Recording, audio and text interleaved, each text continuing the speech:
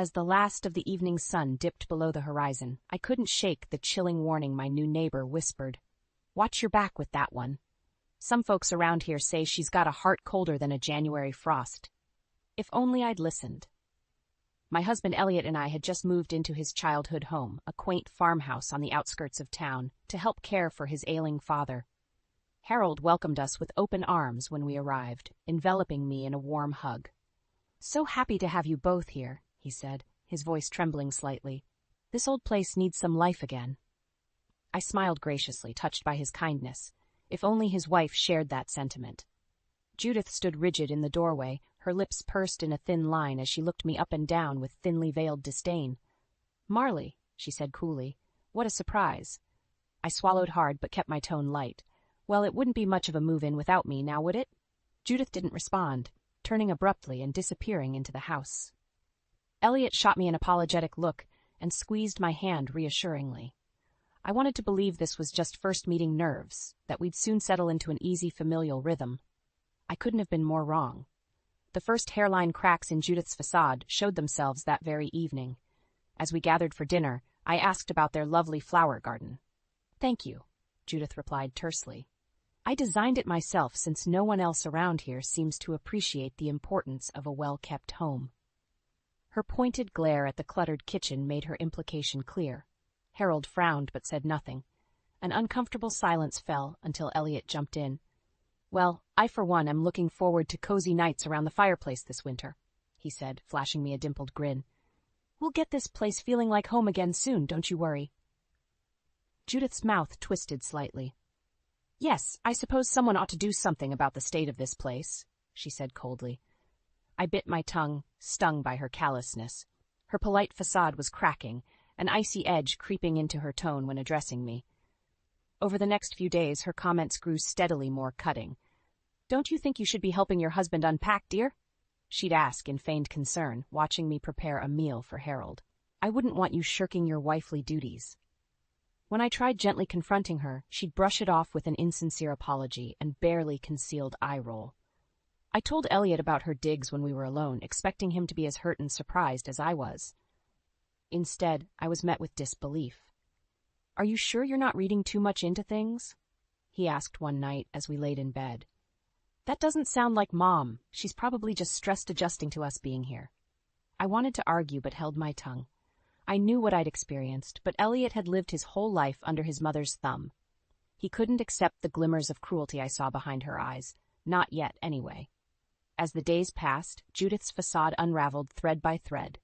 When others were around, she played the doting mother and wife, yet her slights grew sharper the moment we were alone. Judith's polite facade vanished the moment we were alone. Her slights grew steadily more overt, her tone laced with contempt when addressing me.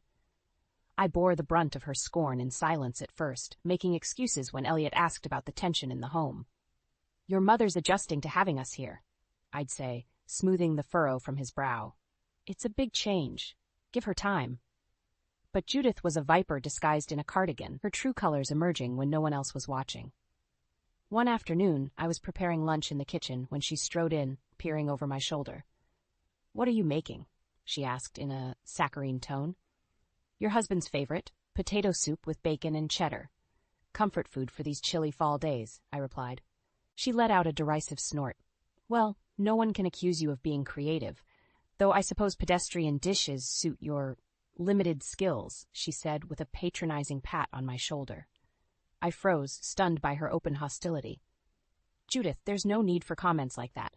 We're family now. I'd hope we could be kind to each other." She leaned in close, her eyes narrowed. "Listen carefully, girl. You may have conned my son into marrying you, but you'll never measure up. This is my house, my family. Don't forget your place." With that, she turned on her heel and glided away, leaving me shaken. It was no longer a clash of personalities. Her contempt was intentional and personal. That night at dinner, Elliot raved about the soup. "It really takes me back. You nailed it, Han," he said, kissing my cheek. Judith's mouth twisted. "Yes, well, I suppose it's adequate," she said dismissively. Elliot shot her a look. "What's gotten into you, Mom? Lay off, would ya?" "Oh, I didn't mean any offense, darling," Judith replied lightly, "but perhaps Marley could try more exciting recipes. I'd be happy to teach her sometime." No need, I said tersely. Your son loves my cooking just fine. Judith raised her eyebrows but stayed silent, the message clear. I was an interloper in her kingdom. That she intended to make my life miserable was no longer in doubt. After dinner, Elliot pulled me aside, concern creasing his brow. What is up with you two? The tension's so thick you could cut it with a knife, I sighed. Elliot, she hates me. When it's just us, she insults me, belittles me. I described her cruelties in detail, watching disbelief wash over his face. Marley, that can't be right, he stammered. She's always been so warm and supportive. Are you sure you aren't misinterpreting? I threw my hands up in frustration. You think I'm making this up? Why would I lie? He ran his hands through his hair. No, I believe you're experiencing something. I just can't reconcile it with the woman who raised me. Let me talk to her. Maybe this is just a misunderstanding. He trailed off. I wanted to argue, but swallowed the bitter words. He was stuck on who she'd been, blind to who she had become. The marrow-deep certainty that I now faced an enemy unfurled within me. I had married into a battleground. Now I needed to learn how to fight. Judith's scorn escalated steadily, her belittling comments growing overt and relentless. I was trapped alone with her for hours each day, while Elliot worked, bearing the brunt of her hostility. She'd critique my cleaning, finding imagined dust and flaws. I suppose housework is difficult without servants waiting on you hand and foot, she'd sneer pointedly. When cooking, she'd hover nearby, criticizing my every move. Are you certain that's enough salt, dear? I thought city girls knew how to actually season food. If I ran errands for Harold, she accused me of forgetting essentials, forcing me to make repeat trips. Her constant criticism and impossible demands left me exhausted and deflated. I longed for Elliot to witness her vitriol, so he could no longer deny the truth. But Judith played the doting mother whenever he was around, her voice sickly sweet as she asked him about work and smothered him with love and praise. At first, Elliot believed she had taken our talk to heart and made amends. See, I told you it was just a misunderstanding, he said brightly after one nauseating display. She just needed time to adjust to having you here. I forced a tense smile, knowing arguing would only drive a wedge between us. But as the days passed, doubt slowly crept into Elliot's eyes. Judith's disparaging critiques of my cleaning and cooking grated on him. One evening, after Judith called my homemade pie barely edible, Elliot finally snapped. What the hell, Mom? That's my wife you're talking about, he said angrily. Judith rearranged her features into a mask of shock and hurt. Oh, darling, I didn't mean to offend. I'm sure it's lovely for someone of Marley's limited baking experience. I glared at her, blood boiling, as Elliot wavered, his righteous anger evaporating under her dew-eyed stare. Well, just try to be a little more thoughtful with your feedback, maybe, he mumbled. Of course, dear, Judith replied demurely. Her fake smiles and barely concealed barbs isolated me from those who would be my allies. I stopped inviting friends to visit, unwilling to subject them to her abrasive scrutiny. She monopolized my days with endless tasks and demands. My only respite was late nights with Elliot, curled up in each other's arms. But Judith's poison dripped even there, planting seeds of doubt and strain. One night, Elliot sighed heavily as he sunk into bed. Rough day? I asked, wrapping my arms around him. Yeah, sorry, hon. Mom mentioned you seem really withdrawn and unhappy lately, he replied. She's noticed you distancing yourself from the family. I told her it's probably just stress, but is everything okay? I stiffened. Even my last refuges weren't safe from her machinations. Elliot, you know exactly why I'm distant. But if you won't stand up to her, there's nothing I can do, I said bitterly. Hurt flashed across his face. Hey, that's not fair, I'm trying here. We lapsed into sullen silence. She was driving a wedge between us, inch by inch. Icy determination solidified within me. It was time to fight back. Judith's relentless torment continued unabated. Each day brought fresh humiliation and isolation. I was unraveling, desperate for respite, when an opportunity arose. Judith mentioned needing to pick up medications for Harold from a pharmacy in the next town over. Before she could commandeer me for the errand, I volunteered brightly. I'll be happy to pick them up for you tomorrow, I said. You focus on keeping Harold comfortable. Judith's eyes narrowed slightly, but she maintained her polite facade. What a thoughtful offer. That would be most helpful, she said smoothly. The next day I set out, relishing an afternoon free of her presence. As I left the pharmacy, medication in hand, I passed a charming antique store. On impulse, I ducked inside. A silver music box with an engraved floral motif caught my eye. It was decorated with small gemstones that glinted in the light. I imagined Elliot's face lighting up when he opened it, a beautiful reminder of happier times. Buoyed by small defiance, I purchased the gift and headed home, parcel tucked discreetly in my purse. I felt lighter than I had in weeks. When I arrived, Judith met me at the door, glancing meaningfully at my bag. "Did you remember Harold's heart medication? The pharmacy can be so incompetent." "Of course," I replied, handing her the package. "Triple-check they filled it right." She scrutinized the bottle and, finding no mistakes, gave a curt nod. As I headed upstairs, I felt her glare boring into my back. That evening, Elliot and I exchanged whispered "I love yous" and a tender kiss before bed. For the first time in too long, I fell asleep content. I awoke the next morning to raised voices. I crept to the top of the stairs, straining to listen. "Can't believe you'd bring that filth into our home," Judith's shrill voice accused. "It's a music box, Mother, not a kilo of cocaine," Elliot replied warily. "What's gotten into you?" My breath caught. She'd found my gift. I twitched to intervene but froze, morbidly curious how the confrontation would unfold. "That tacky trinket is undoubtedly stolen," Judith continued. "Why else would she sneak it in like a thief in the night?" I bristled. How dare she accuse me? But of course, she would twist any act of independence into misconduct. Elliot scoffed. "Don't be ridiculous. Marley would never steal." "Oh, darling, I know you're blind when it comes to her," Judith simpered. "These city girls have loose morals, but I promise we'll get your old wife back soon enough." Red-hot rage coursed through me. Enough was enough. The gloves were coming off, but first I needed evidence. Moving stealthily to avoid detection, I pulled out my phone and began recording the conversation below. "I don't even know who you are anymore," Elliot said, disgust filling his voice. "You're obsessed with making Marley out to be the enemy, but she's done nothing wrong." Judith sputtered. "You insult me, choose her over your own mother, after everything I've done for you." Their arguing raged on as I documented her vitriol. When I had enough ammunition, I would turn her own weapons against her. She would learn I wasn't as weak as I seemed. As their fight wound down, Elliot's footsteps sounded heavily on the stairs. I slipped my phone away just as he entered, collapsing on the bed with his head in his hands. My heart broke seeing him torn between the mother he loved and the wife he cherished. I sat gently beside him, smoothing his hair. "It's okay, my love," I murmured. "We'll get through this." He looked up, eyes glistening. "I'm so sorry, Marley. I should have stood up for you sooner. But I promise you I'm on your side. No matter what she throws at us, we're in this together." I kissed him softly, hope and determination rising within me. With Elliot by my side, Judith didn't stand a chance. Elliot's forceful defense fortified me. No longer would I silently withstand Judith's torment. The time had come to act. When Judith commandeered my mornings with endless errands, I used the trips to discreetly gather allies. The florist, postman, cashiers, I asked if they'd faced similar treatment from my monstrous mother-in-law. Their wary confirmation proved I wasn't alone in enduring her abuse. "Oh, darling, pay her no mind," Nettie, the butcher's wife, told me after witnessing Judith's belittling critiques firsthand. "She's been spreading poison since she was a slip of a girl. Don't let that viper get her fangs in you." Their support fueled my conviction.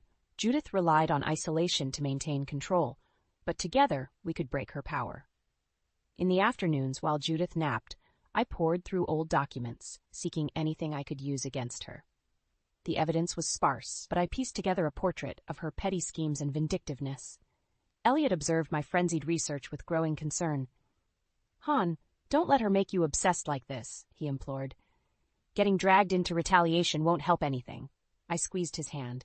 "I know you still want to see the good in her, but trust me, she leaves me no choice. This is the only way to stop her vitriol."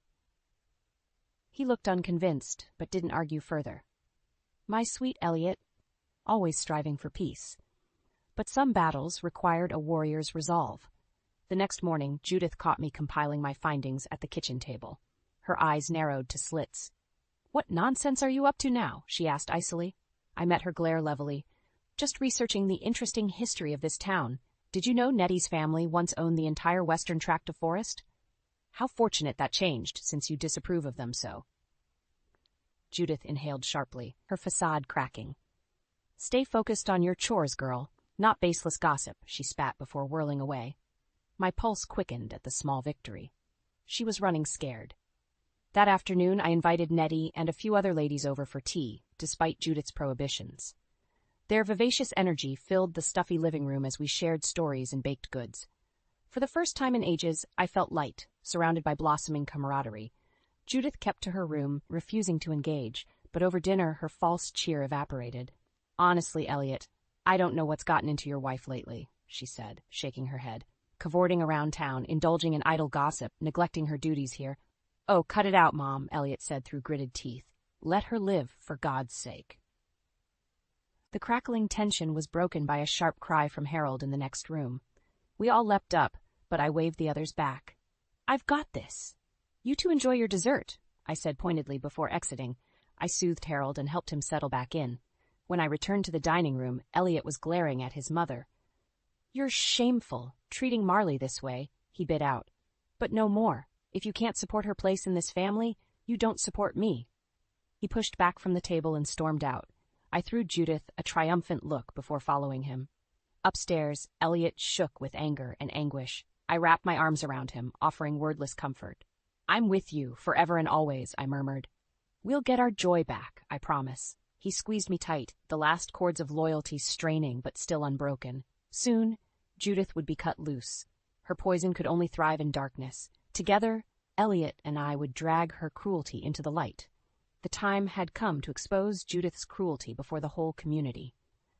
I invited our newfound allies to a family dinner, under the guise of getting acquainted with Elliot's childhood friends.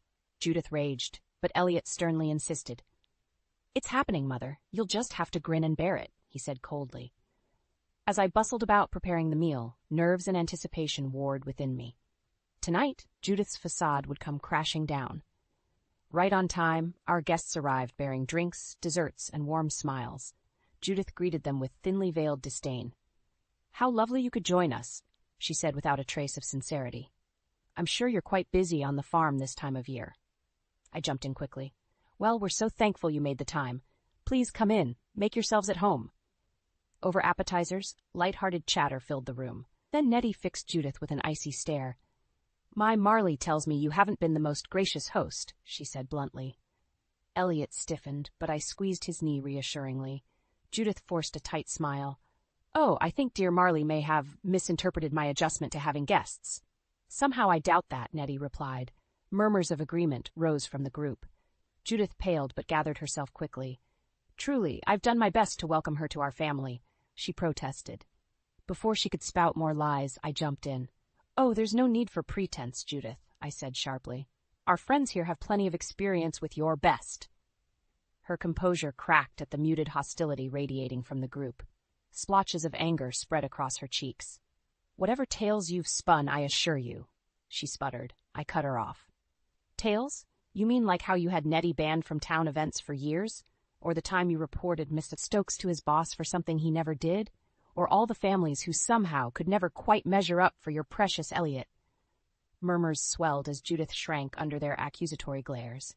"Lies, utter lies," she cried, but her voice quavered. Elliot looked sick, tugged in opposite directions by loyalty and truth. I pressed on relentlessly. "For decades, you've spread fear and pain, thinking no one would dare defy you. But it ends tonight." I turned to our allies. "Please, share your stories. Her cruelty thrives in silence." One by one, they recounted the slights, schemes, and abuse suffered at Judith's hands. Decades of vitriol poured forth until Elliot buried his face in his hands, overcome. "Enough!" Judith shrieked. "You invade my home with these baseless attacks. Ungrateful peasants, all of you." A stunned silence fell. Then Elliot lifted his head, a foreign resolution in his eyes. In a low, steady voice, he said, "I think it's time you retire for the evening, Mother." Judith gaped disbelief. "Elliot, you can't possibly. Please, just go." His tone brooked no argument. With a choked sob, Judith fled the room. A collective exhale swept through as the energy lightened. Kind hands squeezed my shoulder, voices gentle and alive with new connection. Later, Elliot and I lay entwined in the dark. "I'm so sorry," he whispered. "You were right about her all along." I stroked his hair. "Your loyalty is one of your greatest strengths, but now we see the truth." He kissed me tenderly. "With you by my side, I can face anything, even my own mother's darkness." I clung to him, overcome with gratitude for this man who cherished and believed in me. United with friends, Judith's twisted control over this town had cracked. Now we would shatter it for good. Morning dawned crisp and bright, belying the roiling tension within the house. After Judith's shameful exposure, we braced ourselves for her retaliation. But instead, an eerie silence permeated the halls. At breakfast, the clinking of cutlery on plates echoed loud in the absence of conversation. Judith's gaze remained fixed on her plate, mouth downturned and eyes red-rimmed. The confident matriarch of yesterday was nowhere to be seen. I almost pitied her, almost. But recalling her decades of cruelty hardened my heart. Her comeuppance was long overdue. Elliot finally broke the heavy quiet. "Did you sleep all right, Mother?" "Not particularly," Judith replied tersely, eyes still averted. "Difficult evening to process." "I'd say it was enlightening," I said. Judith's lip curled derisively at my audacity to speak first. "It's a blessing those you've tormented for so long finally felt safe to share their stories. Wouldn't you agree?" Her composure fractured, eyes sparking fury and mouth twisting into a snarl. "You poisonous wretch! This is your doing, spreading vicious lies, turning my son against me," she trailed off into muffled sobs. Elliot sighed deeply but didn't leap to soothe her as usual. Progress.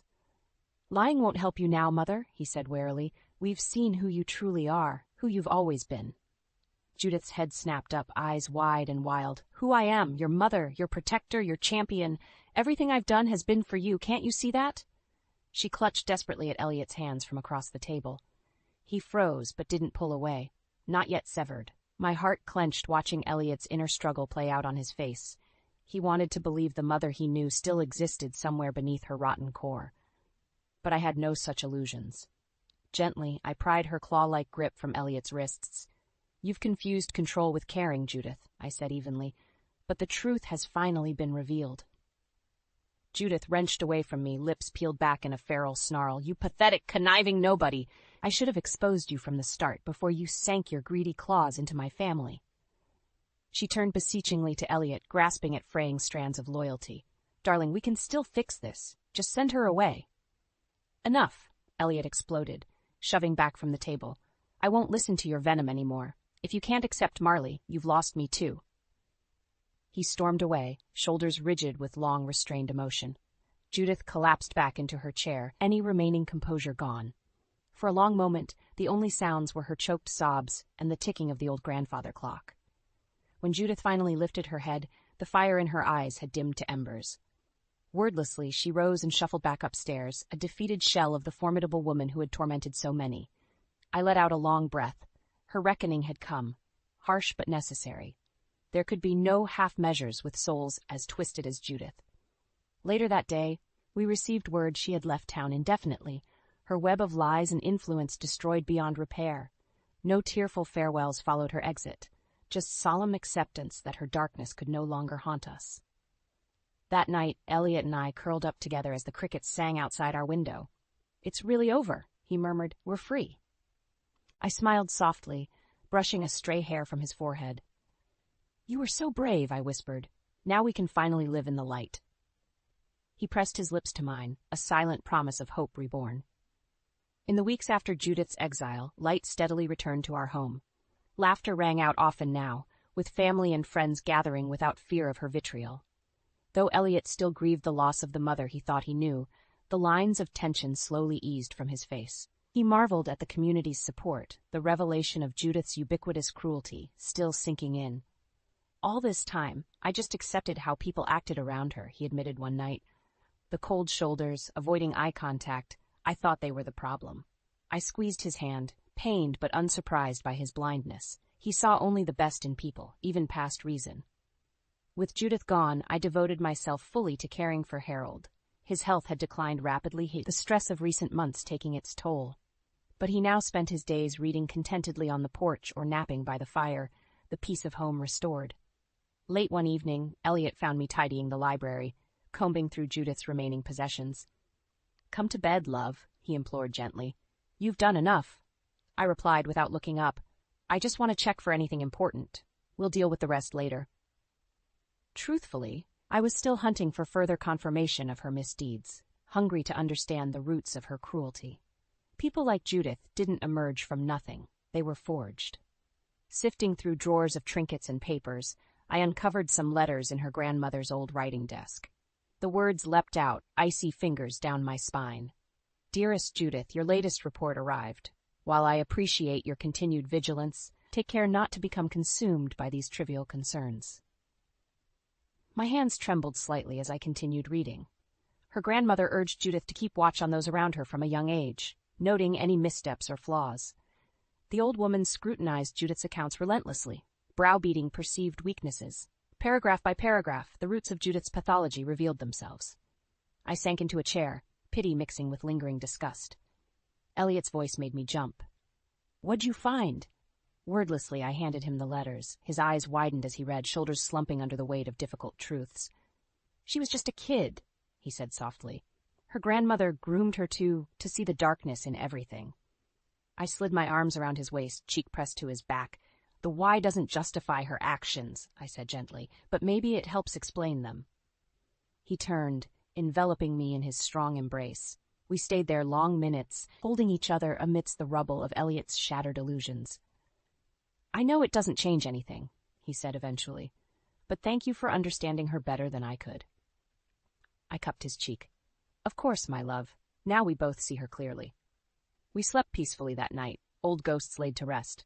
The next week, Judith resurfaced briefly for Harold's funeral. She stood across the grave, dry-eyed and rigid, as Elliot wept in my arms. If she felt any regret, none showed on her stony face. After the service, Elliot approached her gingerly. They exchanged hushed words, and something that may have been a farewell embrace. I gave them distance, allowing Elliot this act of grace. Later, he shared Judith would be leaving town for good. I nodded, feeling not triumph but relief that her venom had finally been drawn. In the months that followed, Elliot and I settled joyfully into our life together. Laughter flowed freely, harmony restored. One night, as we slow danced in the parlor, he gazed at me meaningfully. "Thank you for fighting for us when I couldn't," he whispered. I smiled softly, pulling him closer. "You were worth fighting for." And just like that, spring returned to our little farmhouse, Judith's winter fading to memory.